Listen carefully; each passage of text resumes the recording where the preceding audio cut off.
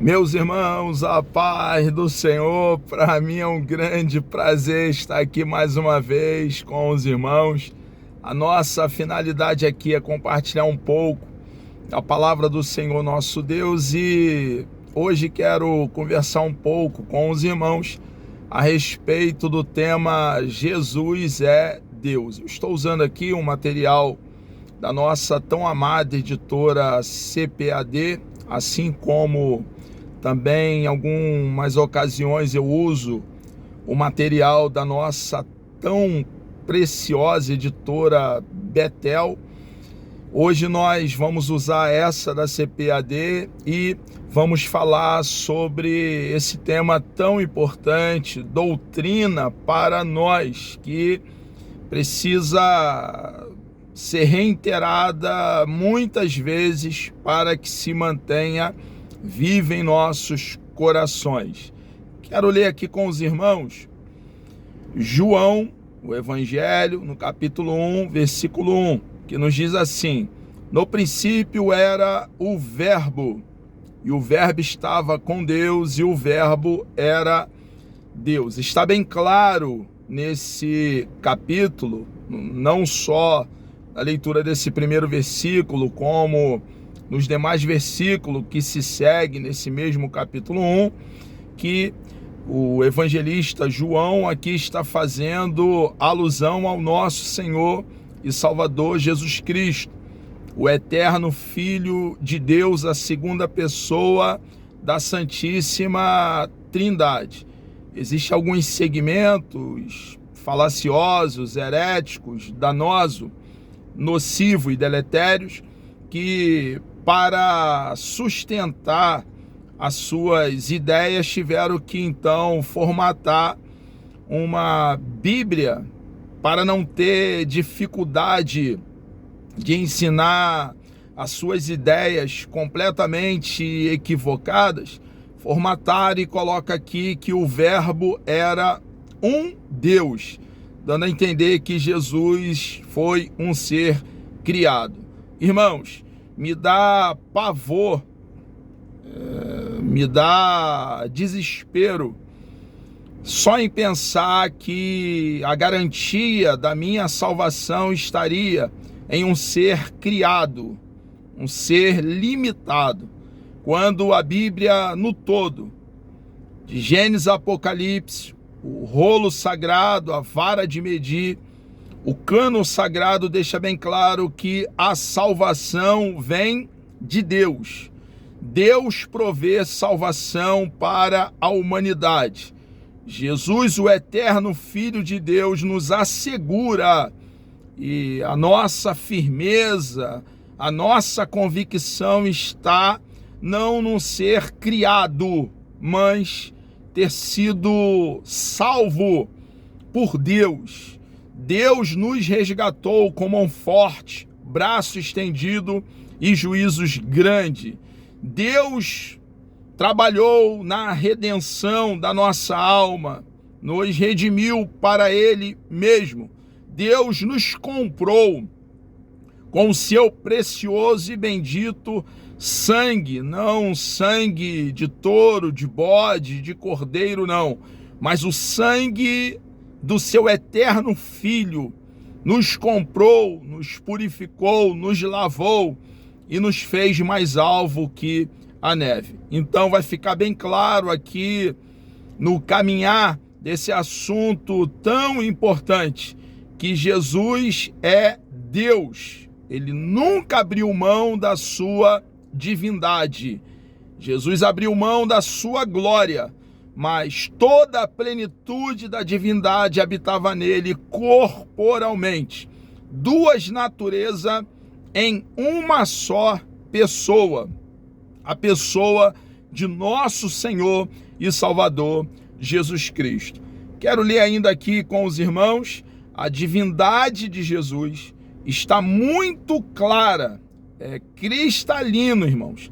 Não está implícita, está explícita a divindade do nosso Senhor e Salvador Jesus Cristo.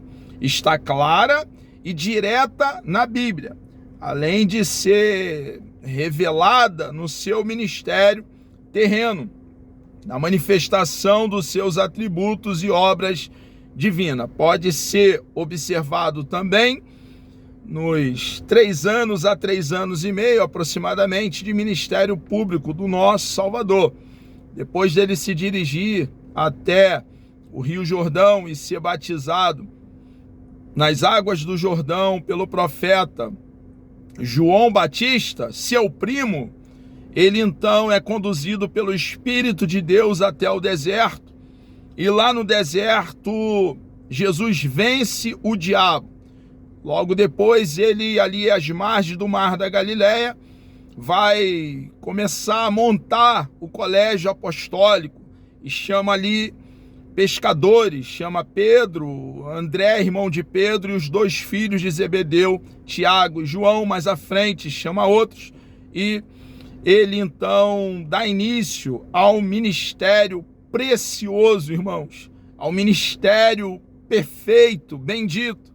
E a despeito de ter dado vista a cego, a despeito de ter feito o surdo ouvir, mudo falar fluentemente, paralítico saltar como uma corça, como um cervo, limpar leprosos, dar vida a um homem que já estava morto há 4 dias, em estado de decomposição, cheirava mal.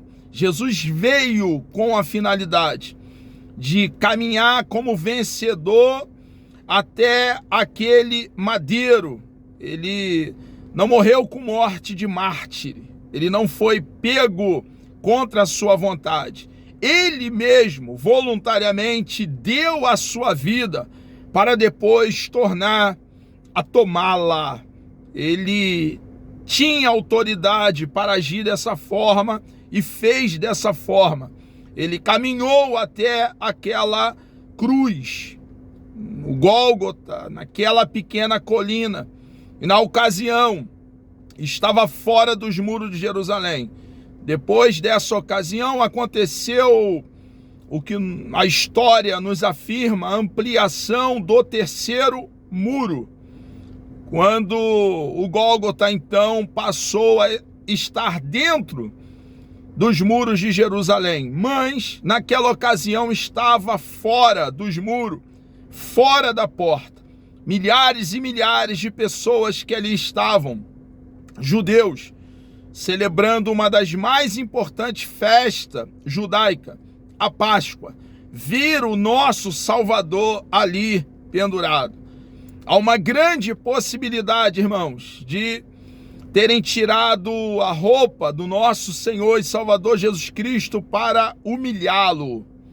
E há uma grande possibilidade dele ter ido nu, despido até aquele madeiro.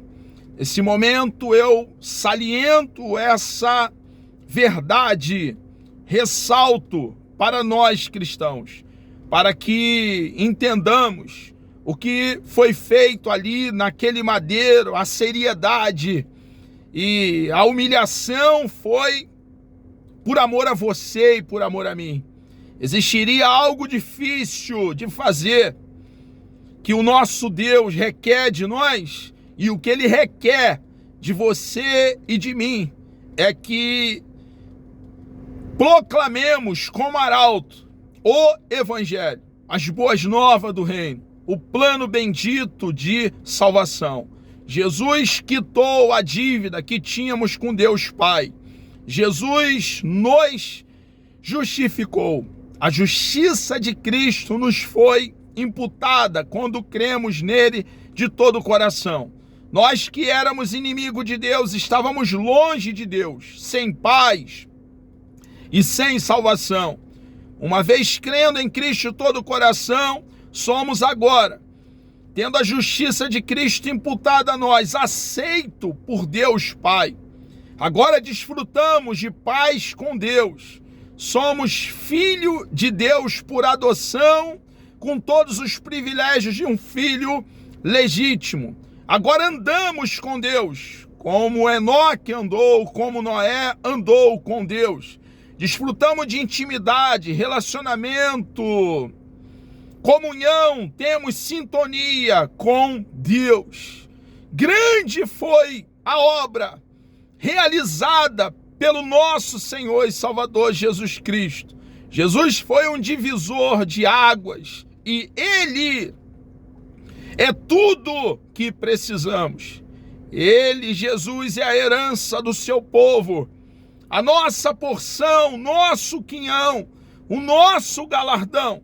É bem verdade que temos sido alvo dos seus braços estendidos, as suas bênçãos em toda a área da nossa vida, mas é a face dele, do nosso Salvador, é que nós cristãos buscamos.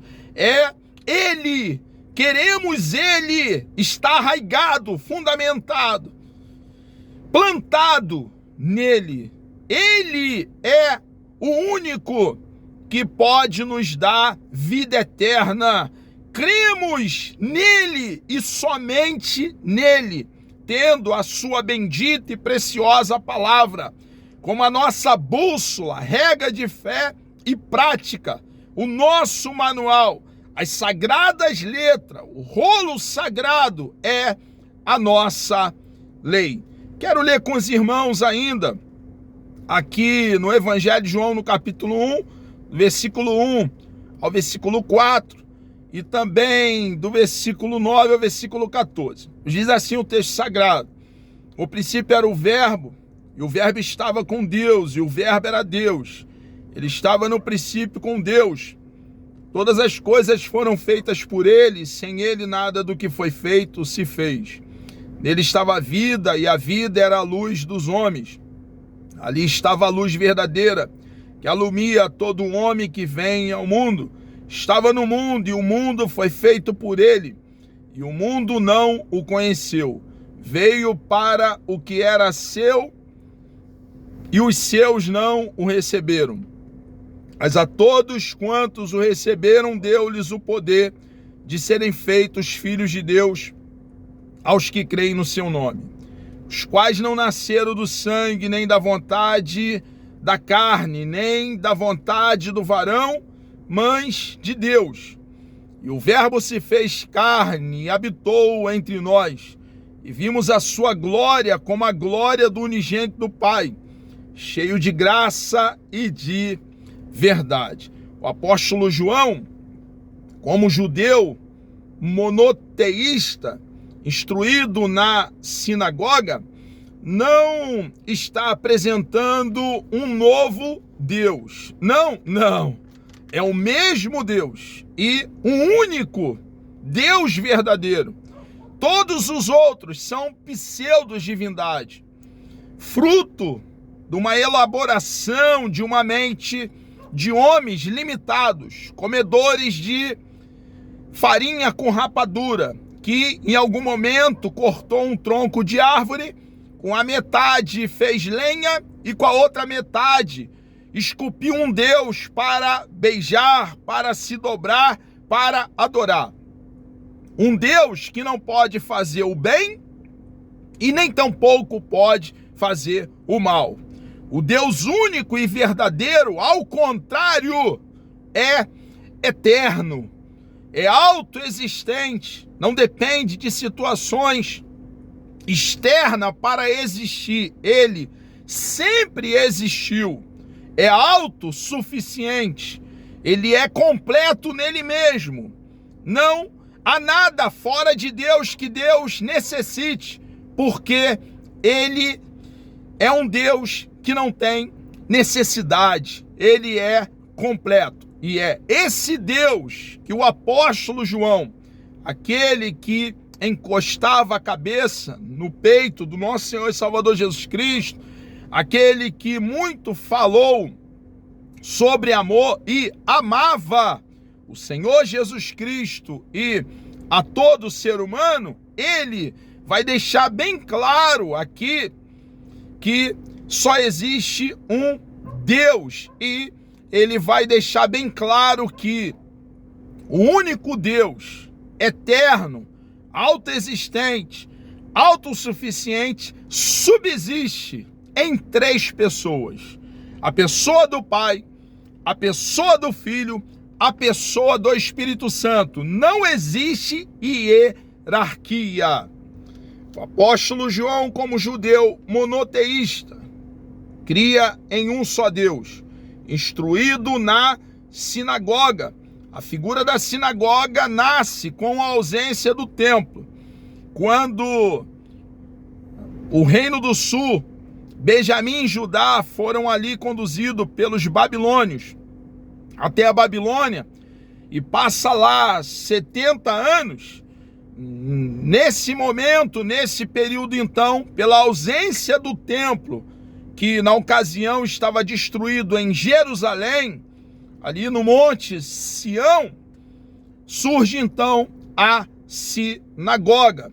Ele então, que ia na sinagoga para estudar a palavra, um adendo aqui, na sinagoga havia oração e estudo da palavra. Na sinagoga não havia sacrifício, na sinagoga não havia louvor. Ele então aqui não está apresentando um novo Deus, não, 1000 vezes não, porque só existe um Deus, mas ele está colocando o verbo dentro da divindade dos seus antepassados. O apóstolo não admitia em hipótese alguma outra divindade, senão só e somente o Deus Yahvé de Israel. Por isso, no prólogo, já no início do seu evangelho, ele descreve o verbo com os atributos da deidade, aqueles que mais se destacam no seu relato, do começo ao fim.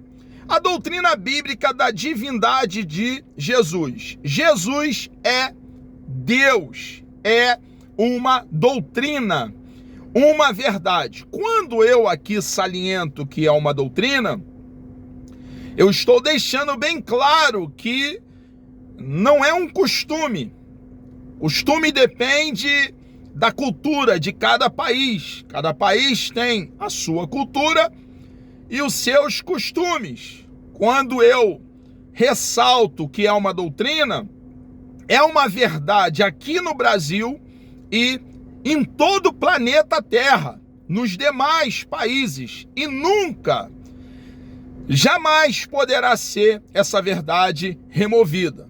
Jesus é Deus. O Novo Testamento é direto quanto à natureza divina de Jesus. O que o Novo Testamento afirma? E o verbo era Deus. Evangelho de João, capítulo 1, versículo 1.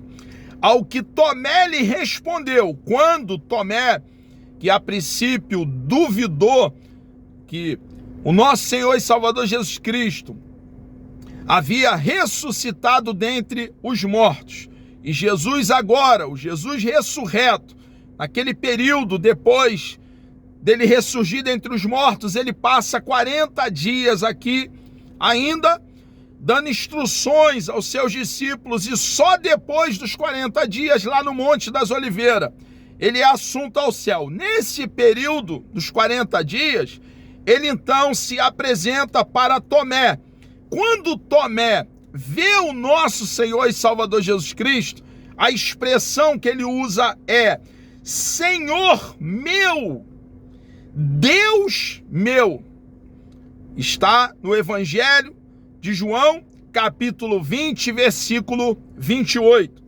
Mesmo existindo na forma de Deus, não considerou o ser igual a Deus, algo que deveria ser retido a qualquer custo. Ele então se humaniza.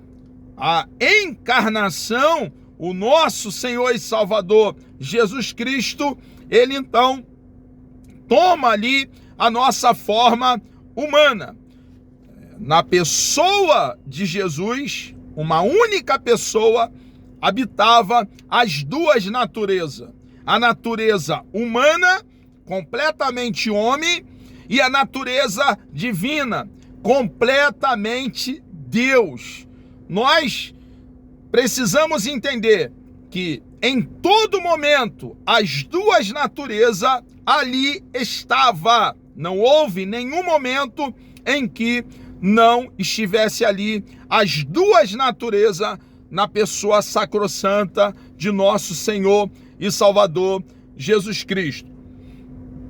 Para conhecimento do mistério de Deus, que é Cristo, como está em Colossenses capítulo 2, versículo 2, falando ainda da humildade e do submeter do nosso Senhor e Salvador Jesus Cristo a Deus Pai na encarnação, Filipenses capítulo 2. E a manifestação da glória do nosso grande Deus, Deus e Salvador. Que Deus, que Salvador, Jesus Cristo, como está em Tito, capítulo 2, versículo 13. Aos que conosco obtiveram fé igualmente preciosa na justiça do nosso Deus e Salvador, Jesus Cristo. 2 de Pedro, capítulo 1, versículo 1. E nós estamos naquele que é verdadeiro. Em quem? Em seu Filho, Jesus Cristo. Este Jesus Cristo, é o que o texto está dizendo, é o verdadeiro Deus e a vida eterna. Primeira carta de João, capítulo 5, versículo 20. Então, observamos já que a Bíblia, num todo, vai deixando bem cristalino, irmãos. Tira o véu, revela, puxa a cortina de que Jesus é Deus, a segunda pessoa da Santíssima Trindade. Seus atributos absolutos, os atributos do nosso Senhor e Salvador Jesus Cristo. Os atributos são perfeições próprias da essência de Deus. São os atributos incomunicáveis, só pertencente a Deus. Existem os atributos comunicáveis, aqueles que se esperam de nós, como amor, justiça, santidade. Mas aqui vamos falar sobre os atributos incomunicáveis, atributos inerentes, inato à divindade. Os atributos absolutos ou incomunicáveis são exclusivos da divindade, como onipotência. Só Deus é onipotente. E nós observamos esse atributo no nosso Senhor e Salvador Jesus Cristo. Eternidade. Está claro biblicamente que Jesus é eterno. Nunca houve um momento em que ele não existisse. Ele sempre existiu. Onisciência é o atributo de conhecer passado, presente e futuro. Antes que haja uma palavra nos nossos lábios, tudo Deus já conhece de antemão. E esse atributo da onisciência está presente no nosso Senhor e Salvador Jesus Cristo. Onipresença. Esse é um atributo que na humanidade, na encarnação, Jesus então, ele se autolimita, porque ele não podia estar ao mesmo tempo, dado a sua humanidade, no mesmo lugar. O atributo da onipresença fala de estar ao mesmo tempo em todos os lugares. Não existe nenhum espaço físico nesse planeta e fora dele que Deus não esteja de forma completa.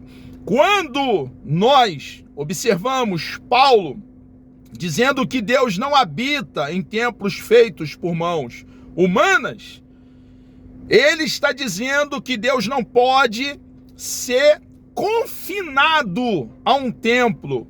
Ele está dizendo que Deus não pode ser limitado a um templo.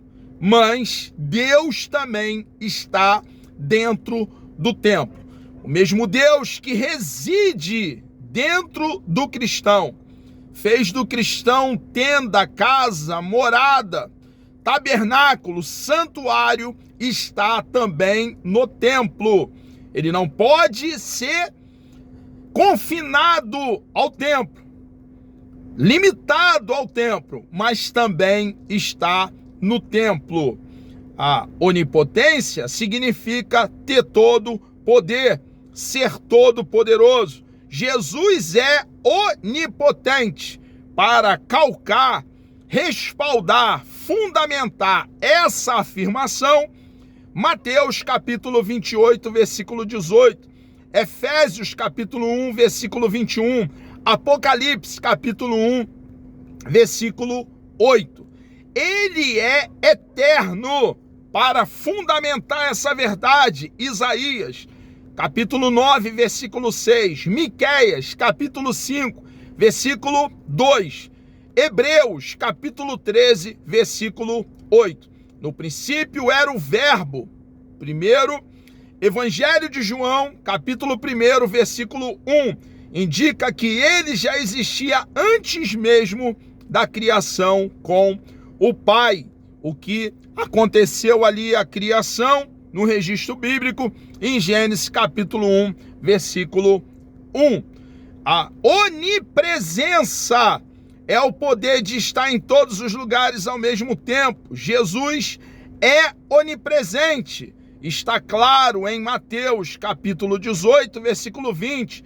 Mateus capítulo 28, versículo 20. É a colocação que o nosso comentarista elaborou, esse material precioso, faz para nós aqui, respaldando a onipresença. A onisciência é o conhecimento perfeito e absoluto que Deus possui de todas as coisas, de todos os eventos e de todas as circunstâncias, por toda a eternidade passada e futura. É ser conhecedor de passado, presente e futuro. Jesus possui esse atributo. Mateus capítulo 17, versículo 27. João capítulo 1, versículo 47, versículo 48 também.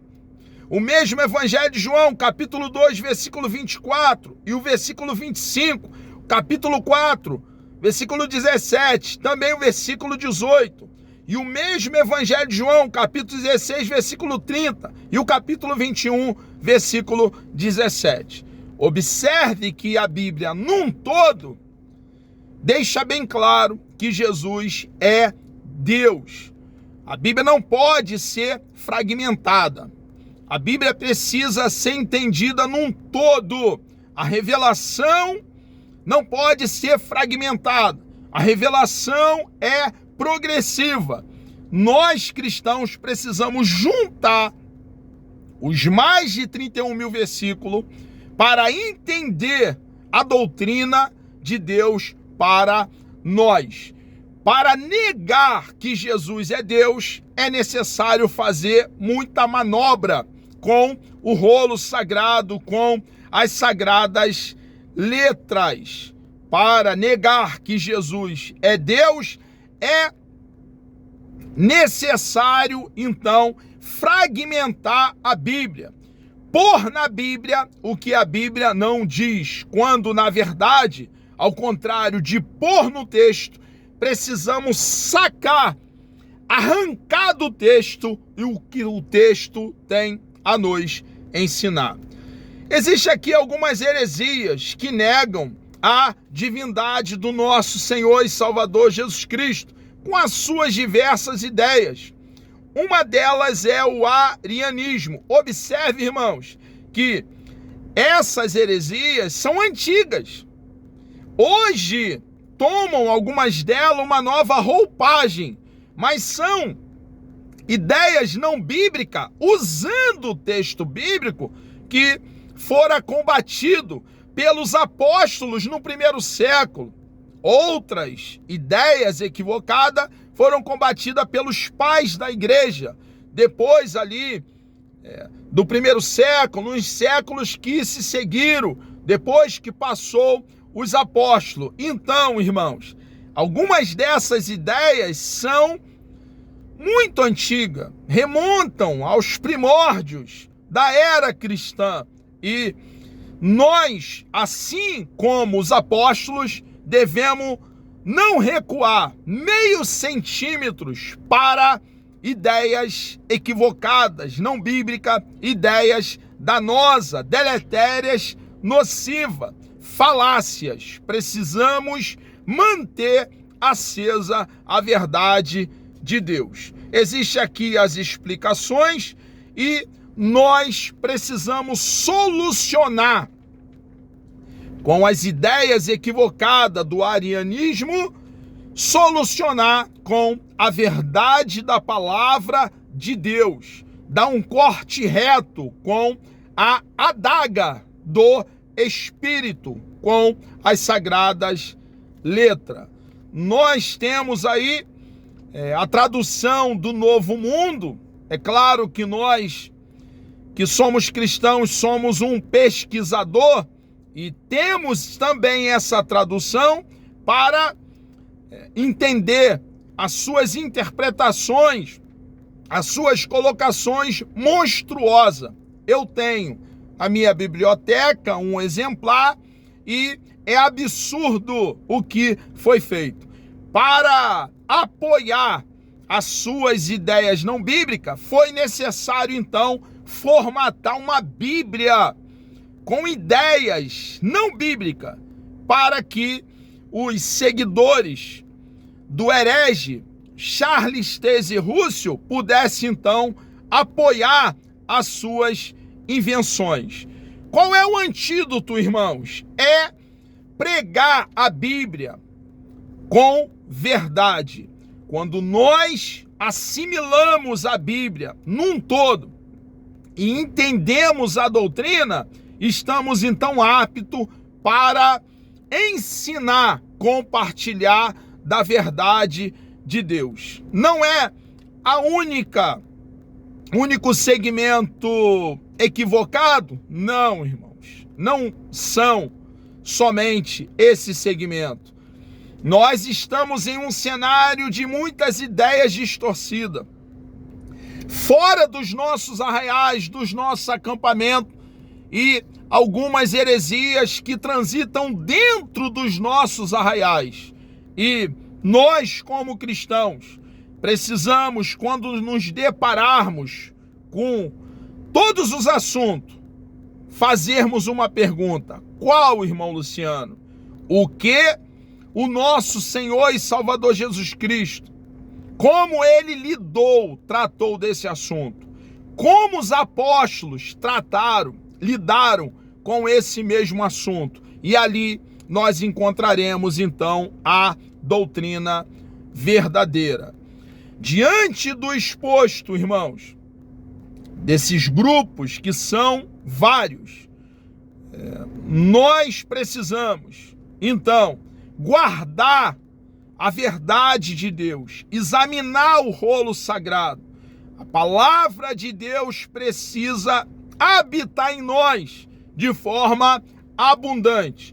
Diante do exposto, a conclusão bíblica é que somente Deus pode salvar. Somente Ele é o Salvador. Isaías, capítulo 45, versículo 21. Se o Senhor Jesus não é Deus, logo não pode ser o Salvador. Então, negar a divindade de Jesus é negar a salvação. Só Deus pode nos salvar. E a nossa segurança da nossa salvação, a segurança que temos, que o arrebatamento acontecendo hoje, nós, a partir desse corpo, receberemos um corpo transformado. E depois dos que já morreram em Cristo serem ressuscitados primeiro, iremos encontrar com os mesmos nos ares, estaremos para sempre com o nosso Senhor. Caso o arrebatamento aconteça e nós já tenhamos passado para a eternidade, por intermédio da morte física, temos convicção na ressurreição dos nossos corpos. Seremos ressuscitados e receberemos nesse momento um corpo glorificado. A partir desse corpo, um corpo semelhante ao nosso Salvador, um corpo semelhante ao corpo que o nosso Senhor e Salvador Jesus Cristo recebeu quando ressurgiu dentre os mortos. A nossa segurança, a segurança que temos foi que não fomos salvos por um ser limitado, semelhante a nós.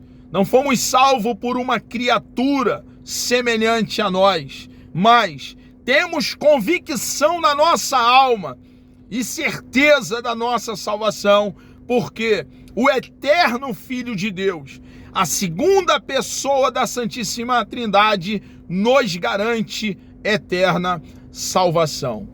Amados irmãos, chegamos aqui ao término de mais uma aula com esse tema extremamente importante. Que Deus vos abençoe e dê um dia repleto da sua preciosa presença, a presença de Deus na tua vida.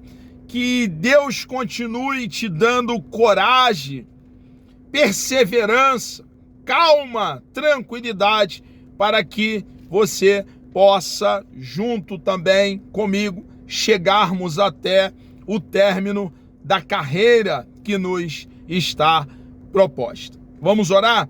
Deus amado, nós louvamos e engrandecemos o teu santo, bendito e precioso nome. Obrigado, meu Deus, por essa grande oportunidade que o Senhor nos concede de compartilharmos, ó Deus, da tua verdade com o teu rebanho. Ó Deus, continue, ó Pai, nos dando poder, unção, ousadia, firmeza na tua palavra. Ó Pai, continue trazendo iluminação, ó Pai, do teu texto, da tua palavra na nossa vida, Senhor. Unge o nosso cérebro para que possamos compreender o rolo sagrado. Entregamos nossas vidas nas tuas mãos. Nos dê um dia produtivo na tua presença, meu Deus. Por favor, nós assim oramos e lhe agradecemos por tudo, em nome de Jesus.